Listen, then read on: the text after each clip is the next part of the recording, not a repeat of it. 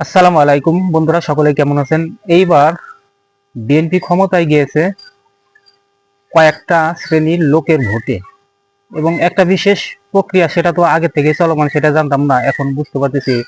ঘর বাড়ি তৈরিতে ইঞ্জিনিয়ার যেমন লাগে ভোট, ক্ষমতায় যেতে ভোটে না জিতেও কিন্তু ক্ষমতায় যাওয়া যায়, সেটা এবার বুঝতে পারলাম। আগে বুঝি নাই যে ইঞ্জিনিয়ারিং করে আপনার ভোটে যেতে যায়। যাই হোক, এবার বুঝতে পারলাম আমরা গ্রামের মানুষ অতটা বুঝি না, কিন্তু আমাদের থেকেও আবাল চোদা কিছু লোক আছে।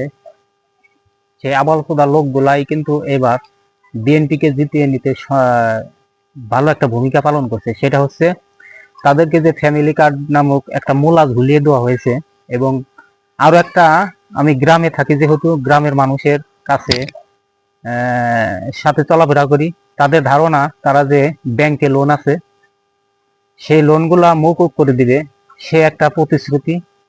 ফ্যামিলি কার্ড এবং কৃষি কার্ড, এই সকল কার্ডের লোভে কিন্তু ভোটগুলো পেয়েছে বিএনপি।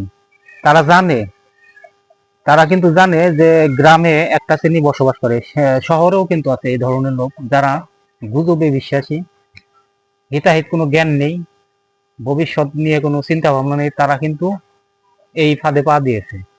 ফ্যামিলি কার্ডের আশা দিয়ে, আমাদের বাড়ির ভিতরেই দেখেছি, ফ্যামিলি কার্ডের আশা দিয়ে ভোট নিয়েছে, এবং ঋণ পরিশোধ করার নামেও কিন্তু ভোট তারা অর্জন করতে সক্ষম হয়েছে। এই মূর্খ শ্রেণীর লোকগুলোই কিন্তু বাংলাদেশ পরিবর্তন যে একটা ধারা, সেই ধারায় বাধা, মানে যে বাধা বিপত্তি তারাই তৈরি করে।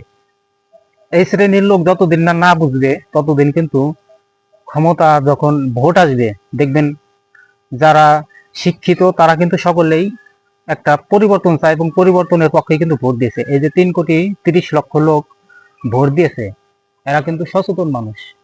আর অপর পক্ষে দেখেন যে ভোটার গুলো ভোট দিয়েছে, এরা হচ্ছে দলকানা, এরা হচ্ছে মূর্খ।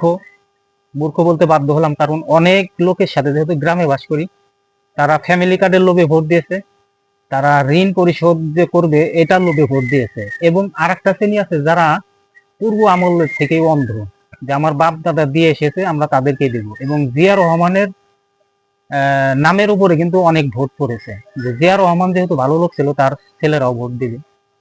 আর একটা বিষয়, এই কুসংস্কার, যে জামাত ইসলাম ক্ষমতায় আসলে মহিলাদেরকে বের হতে দেবে না, গ্রামের মানুষ কিন্তু এটা একবারে ধরে নিয়েছে। গ্রামে অধিকাংশ লোক, অন্য এলাকায় কিরকম হয়েছে জানি না, কিন্তু আমাদের এলাকায় এই বিষয়টা কিন্তু অনেক ভূমিকা পালন করছে জামাতকে ভোট না দেওয়ার পক্ষে। যে তারা মনে করে জামাত ইসলাম ক্ষমতায় আসলে মহিলাদেরকে উপর নির্যাতন করবে। অনেকভাবে বোঝানোর চেষ্টা করছি, তাতে কিন্তু কাজ হয় নাই। আর একটা বিষয়, জামাতকে রাজাকার বলে গালি দেওয়া, এই একটা গালি, এতেও অনেক ভোট কিন্তু মানুষ দেয় নাই। সচরাচর অন্য কোনো বিষয় নিয়ে জামাতকে কিন্তু ছোট করতে পারে না। জামাত ধর্ম ব্যবসায়ী, জান্নাতের টিকিট বিক্রি করে, এই সকল বিষয়গুলোই কিন্তু এবার ভোটের মাঠে কাজে লাগিয়েছে বিএনপি। বিশেষ করে ফ্যামিলি কার্ডের লোভেই কিন্তু এইবার তারেক জিয়া ক্ষমতায়। 10 টাকা কেজি চাল খাওয়ার কথা বলে আওয়ামী লীগ ক্ষমতায় আইছিল, কিন্তু সেই 10 টাকা কেজি চাল কিন্তু খাইতে পারে নাই।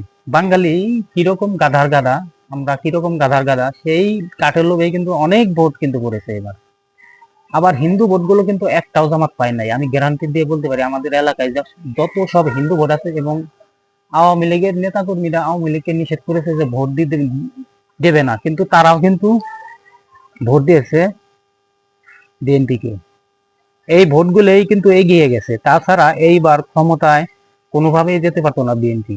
যারা ভোট দিয়েছে, যারা ভোট দিয়েছে যে সকল হিন্দু মানুষ বা আওয়ামী লীগ, তারা কিন্তু গর্ব করে বলতেছে এইবার কিন্তু আমরা বিএনপি কে ক্ষমতায় নিয়েছি। এটা 100% সত্য। ধরা গেল হিন্দু ভোট, ফ্যামিলি কার্ড, কৃষি ঋণ বা লোন মৌকুব, আরো হচ্ছে রাজাকার ট্যাগ, এবং জামাতের ইসলামের বিরুদ্ধে ধর্মের যে একটা অপব্যাখ্যা, সেই অপব্যাখ্যাগুলোকে কাজে লাগিয়েই এইবার বিএনপি ক্ষমতায় এসেছে। তাছাড়া তাদের কোনো গুণাগুণ নেই যে গুণের খাতিরে তারা ক্ষমতায় আসবে। যাই হোক, এই বিষয়গুলোতে নজর দিতে হবে, মানুষকে সচেতন করা। মানুষ সচেতন না হলে এই দেশে পরিবর্তন কোনোভাবেই সম্ভব না। আমরা একটা সময় অন্ধ ছিলাম। আমরা যেহেতু মানিকগঞ্জ একের পশ্চিম মানিকগঞ্জে বসবাস করি, এখানে কিন্তু বিএনপির একটা ঘাঁটি, সেই ঘাঁটিতে কিন্তু জামাত অনেকটা এগিয়ে গেছে। তাদের সাংগঠনিক যে দুর্বলতা, এটা কাটাতে হবে, তাদেরকে স্ট্রং ভাবে কর্মী তৈরি করতে হবে, তাহলেই কিন্তু সম্ভব। এবার অনেক এলাকা আছে যেখানে জামাতের যে কর্মী সংকটের কারণে ভোট কেন্দ্রে কিন্তু তারা ছিল, কিন্তু ওইভাবে স্ট্রংলি থাকতে পারে নাই। বিএনপি লোকের আমি ভোট দিতে গিয়ে দেখেছি, তারা ভোট কেন্দ্রের ভিতরে গেছে, সেখানে তারা যে ভোট চেয়েছে, আমি একটা জায়গায় প্রতিবাদও করেছি। ঠিক আছে, এই বিষয়গুলো জামাতকে দেখতে হবে অবশ্যই, এবং নিজস্ব টিভি চ্যানেল অবশ্যই থাকতে হবে, নিজস্ব টিভি চ্যানেল, মিডিয়া। আমি যেহেতু গ্রামের লোক, আমার কথাগুলো হয়তো ভালো নাও লাগতে পারে, কিন্তু এই কথাগুলোই সত্য। যেহেতু আমরা একবারে রুট লেভেলে থাকি, গ্রাম মানুষের ভিতরে মিশে যাই। সবারই ধারণা যে এইবার তারেক জিয়া তাদের লোন মওকুফ করে দিবে, এই আশায় কিন্তু অধিকাংশ লোক ধানের শীষে ভোট দিয়েছে। এই আশাটা তাদের নিরাশায় হয়ে থাকবে, তারপরেও কিন্তু তারা এই ধরনের লোকগুলোকে ভোট দিয়ে যাবে। যাই হোক, আশার বাণী হচ্ছে জামাত কিন্তু অনেক এগিয়ে গেছে। 20 লক্ষ ভোটের ব্যবধান এটা কিছু না, এটা কিন্তু কাটিয়ে ওঠা সম্ভব ইনশাল্লাহ। আগামীতে জামাত ইসলাম ক্ষমতায় আসবে।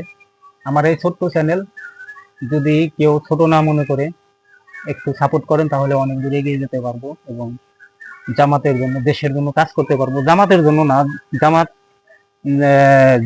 জামাতে ভোট দিয়েছি এবং জামাতের জন্য কাজ করেছি, শুধুমাত্র তারা দেশপ্রেমিক। যারা রাজাকার বলে, আমি রিসার্চ করে দেখেছি, তারা রাজাকার না।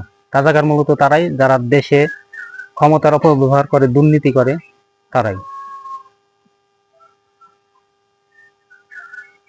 যাই হোক, সকলেই কাছে অনুরোধ রইল, আমার ভিডিওটি যদি আপনারা দেখেন, অবশ্যই আমার চ্যানেলটি সাবস্ক্রাইব করবেন, আমার পাশে থাকবেন। কোনো কথায় যদি ভুল করে থাকে অবশ্যই মাফ করে দেবেন।